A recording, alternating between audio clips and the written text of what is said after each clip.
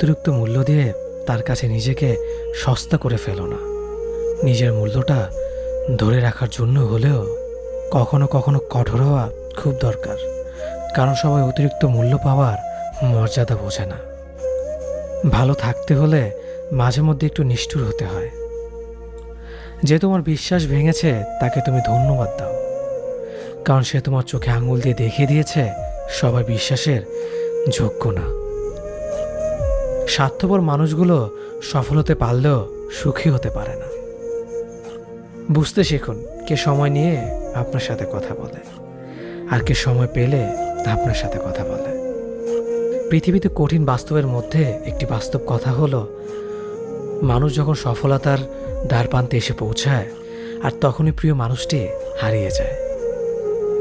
আপনি যখনই একা হয়ে যাবেন তখন আপনার পাশে থাকার মতো হাজার মানুষ খুঁজলেও পাবেন না।